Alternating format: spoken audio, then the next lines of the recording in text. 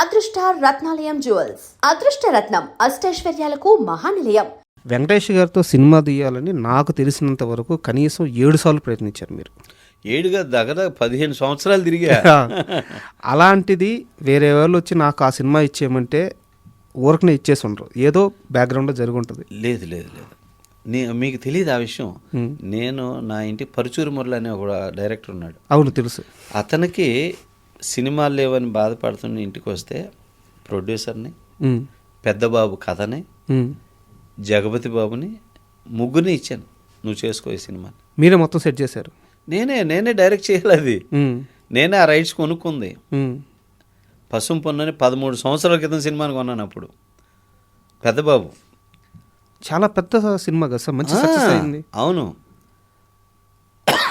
నిజమండి.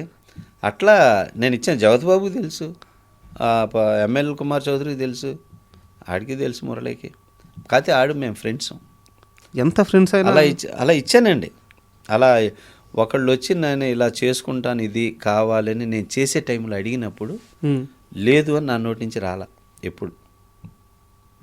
ఇంకొకళ్ళు వచ్చి పలానా ప్రొడ్యూసర్ చెప్పండి సార్ ఇట్లా అన్నప్పుడు లేదు, నా ప్రయత్నం నేను చేయాలి అని చేశా, ఇచ్చాను. నిజమండి ఇది. ఏం సంపాదించారు ఇంత మంచితనంతో ఇండస్ట్రీలో? ఇన్ని సంవత్సరాలు ట్రావెల్ అవుతున్నానుగా చక్కగా, ఇక్కడ హ్యాపీగా ఉన్నా చక్కగా. ఇంకా 10 years ట్రావెల్ అవుతాను. ఇప్పుడు 6 సినిమాలు ప్రాజెక్టులు ఉన్నాయి. మీరు లైన్అప్లో చాలా సినిమాలు ఉన్నాయి, మాట్లాడదాం వాటి గురించి. జరుగుతున్నాయి. అట్లాగే నాకంటూ ఒక మంచి పేరు ఉంది. బట్ నేను ఏ టాప్ హీరో మీనో లేకపోతే ఎవరి మీద డిపెండ్ అవ్వాల. నా కథల్ని, నా రూట్నే నేను నమ్ముకొని వెళ్తున్నా. ఇంకా 10 years స్టఫ్ ఉంది నాకు సార్. ఇంకా కంటిన్యూ 5 సంవత్సరాల వరకు రిలీజ్ ఉన్నాయి నా సినిమాలు సార్. ఇంకెంతకంటే ఏం కావాలి? మీరు ఇన్ని సహాయాలు ఎవరికైతే చేశారో వాళ్ళందరికీ ఈరోజు ఆ కృతజ్ఞత ఉంది? మనసులో ఉన్నాయి. సహాయం చేసింది చెప్పాలని మనం ఏం కోరుకోంగా సార్. మనం చేసే అది మనకు తృప్తి ఉంది, చాలు, లివ్ ఇట్, అంతే. 3 సినిమాలు చేశారు సార్ తారక రత్న గారు. ఒకసారి ఆ సినిమా పేర్లు చెప్తారు? ఒకటి ఫస్ట్ తారక్తో చేసింది వెంకటాద్రి. తర్వాత కాకతీయుడు అనే సినిమా. మూడోది జైసేన. సార్. జైసేనలో క్యారెక్టర్ చేసింది, అది నా కోసం గెస్ట్ అపీరెన్స్ చేశాడు. వెంకటాద్రి వచ్చి రామకృష్ణ స్టూడియోస్ వాళ్ళ బ్యానర్లోనే తారక రత్న గారు నాన్నగారే ప్రొడ్యూసర్గా, ప్రసన్న గారు అండ్ మోహన్ కృష్ణ గారు కలిసి చేశారు ఆ బ్యానర్లో. అది వాళ్ళకి ప్రాఫిట్ సినిమా. వెంకటాద్రి. అవును, వెంకటాద్రి ప్రాఫిట్ సినిమా. అదే అంటే నెక్స్ట్ క్వశ్చన్ కూడా అదే.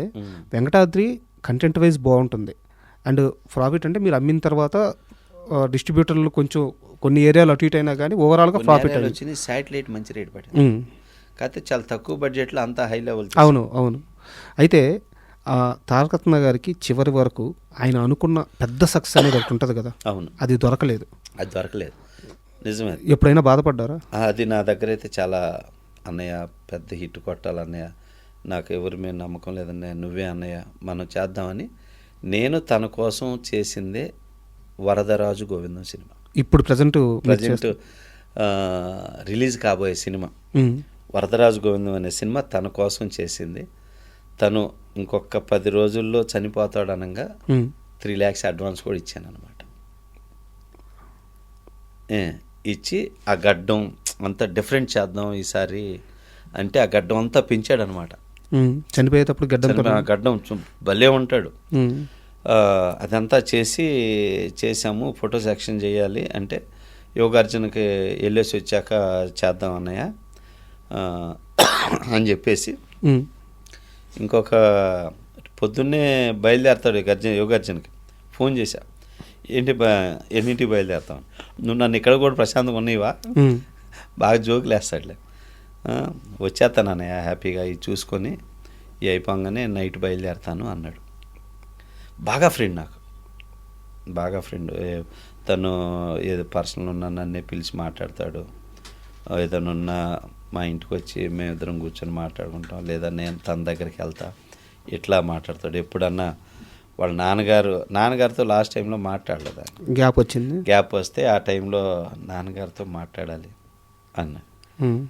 సరే నువ్వు ఉండు అని చెప్పేసి నేను వేరే వంగ పెట్టుకొని మోహన్ కృష్ణ గారికి ఫోన్ చేసేవాడిని. సినిమా గురించి ఫోన్ చేస్తుంటే ఆయన మాట్లాడుతుంటే వినేవాడు. పాప వినేవాడు. ఆయన అలా ఉన్నా కూడా అసలు ఆ మోహన్ కృష్ణ గారు కూడా తారక్ని ఎంత బాగా చూసుకున్నాడు తెలుసా? పసిపిల్లాడిలా చూసుకున్నాడండి. పసిపిల్లాడిని చూసుకున్నాడు మోహన్ కృష్ణ గారు. అంత బాగా చూసుకున్నాడు. తనకి అంత ప్రేమ, అంత ఇది అనమాట. అట్లా అంత మంచిది, అంత షేర్ చేసుకునేవాడు నాతో తారక్. సార్ వాళ్ళ నాన్నగారికి కూడా తెలుసు, ఆడికి సముద్రం అంటే బాగా ఇష్టం, సముద్ర దగ్గర ఉంటాడు అనేది కూడా తెలుసు. అంటే అదే అప్పట్లో అనేవాళ్ళు తారకరత్నం ఎక్కడ ఉన్నారో తెలియకపోతే సముద్రం దగ్గర ఉంటారు వెళ్ళండి అని చెప్పేవాళ్ళు. అంటే సముద్రం తెలుసు అనేవాళ్ళు అనమాట. అట్లా ఆయన చనిపోయిన వార్త తెలియంగానే మీ రియాక్షన్ ఏంటి? తట్టుకోలేకపోయామండి. నేను కానీ మా మిస్సెస్ అందరం. మా మిస్సెస్కి కూడా బాగా ఇది. మా మిస్సెస్కి కూడా వదిన అంటే చాలా బాగుంటాడు. ఇంటికి వస్తాడు ఎప్పుడన్నా, వదిన ఇది తినాలనిపిస్తుంది, ఇది చేయొదినా అని, అంత స్వతంత్రం అనమాట. పాప మా ఆవిడ ఎక్కువగా బాధపడింది చాలా. సార్ ఆ పీరియడ్లో తారకరత్న గారు చనిపోయే ముందు ఆర్థికంగా కూడా కొన్ని ఇబ్బందులు పడ్డారట, నిజమేనా? యాక్చువల్ తారక్కి ఆర్థికంగా ఇబ్బందులు లేవు. ఎందుకంటే వాళ్ళ వైఫ్ చాలా స్ట్రాంగే. తను సినిమాలు చేస్తూనే ఉన్నాడు, గ్యాప్ లేదు. అమౌంట్లు బాగానే వచ్చాయి, పేమెంట్స్ అన్నీ బాగానే వచ్చాయి.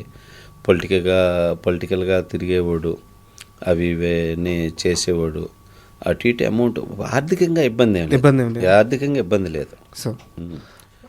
ఎప్పుడన్నా అడ్జస్ట్మెంట్ల కోసం అడిగేవాడు తప్ప ఆర్థికంగా ఇబ్బంది లేదు. ఎందుకంటే లాస్ట్ టైంలో కూడా తను 12 కోట్లు 14 కోట్లు విల్లా కొన్నాడు. ఆర్థికంగా ఇబ్బంది లేదు. సార్ ఆ టైంలో తారకరత్న గారితో జూనియర్ ఎన్టీఆర్ గారు మంచి రిలేషన్ మెయింటైన్ చేశారు, బయట సమాజానికి తెలియదు కానీ ఇద్దరు మంచిగా ఉండేవాళ్ళు అని చెప్పి చెప్తారు. అవును, ఫోన్ చేసి బాగా మాట్లాడేవాడు తారక్. ఫోన్ చేసి తమ్ముడు అని చెప్పి బాగా మాట్లాడేవాడు. తను కూడా అనేవాడు, అంటే ఇది మావాడు మా తమ్ముడు అని చెప్పి ఎప్పుడు కలిసినా గర్వంగా అని చెప్తాడు. అది ఆ విషయం. అన్నదమ్ములందరూ చాలా వాళ్ళంతా అదంతా హ్యాపీగానే ఉంటారు సార్. అండ్ ఇప్పుడు మీ ప్రాజెక్ట్స్ విషయానికి వస్తే సార్, ఇప్పుడు ఇన్ని సినిమాల తర్వాత కూడా ఒకేసారి 4-5 సినిమాలు పైన వేసుకున్నారంట. ఎందుకు అంత భారం ఒకేసారి పైన వేసుకున్నారు? ఎందుకంటే సార్ జైసేన అని సినిమా తీసా సార్, దాంట్లో ఒక 4.5 కోట్ల లాస్ వచ్చింది. సో అప్పుడు యాక్చువల్గా నాకు సినిమా బిజినెస్ తప్ప వేరే బిజినెస్ కానీ వేరే వ్యాపకం కానీ నాకు తెలియదు. సో మళ్ళీ నన్ను నేను స్టాండ్ చేసుకోవాలి అని చెప్పి భగవంతుడి దగ్గర ఇండస్ట్రీకి వచ్చినాక సంపాదించుకున్న ప్రాపర్టీస్ని అన్నీ అమ్మేసి ఒక 6 సినిమాలు స్టార్ట్ చేశాను. 6 తారకరత్న అనుకున్న సినిమా పేరు వరదరాజు గోవిందం టైటిల్, శ్రీకృష్ణుడి బ్యాక్డ్రాప్, పాన్ ఇండియా మూవీ. ఇప్పుడు ఎవరు చేస్తున్నారు అది? ఇప్పుడు తను చనిపోయిన తర్వాత రవి జంగ్ అనే అతన్ని తీసుకున్నాను. తీసుకొని హిందీ హీరో అతను, అస్సాం హీరోయిన్ పెట్టి పాన్ ఇండియా లెవెల్లో సినిమా తీసా. First time direct Assam version కూడా షూట్ చేశా. ఓకే, అస్సాం లాంగ్వేజ్ కూడా. సో 6 లాంగ్వేజ్లో ఈ సినిమా ఫస్ట్ రిలీజ్ అవుతుంది. And for more videos, please subscribe to iDream. Please subscribe to iDream. Please subscribe iDream. And please subscribe to iDream. For more videos, subscribe to iDream. please like, share and subscribe to the channel. Congratulations, iDream. Subscribe to iDream. Subscribe to iDream. So subscribe to iDream Media. iDream ki iDream team andarki huge congratulations. Please subscribe iDream Media. Please subscribe to iDream. Subscribe iDream. Please subscribe to iDream. iDream అంటే నా కళల ఛానల్ను subscribe చేసుకున్న నోరు తిరుగుతలేదు, మీరైతే గంట గుర్తు కొట్టండి. For more such videos, please subscribe to iDream. Subscribe to iDream. Please subscribe to iDream. Please subscribe iDream Media. Please do subscribe to iDream. Please subscribe to iDream Media. For best entertainment and information, please subscribe iDream. And don't forget to subscribe to iDream.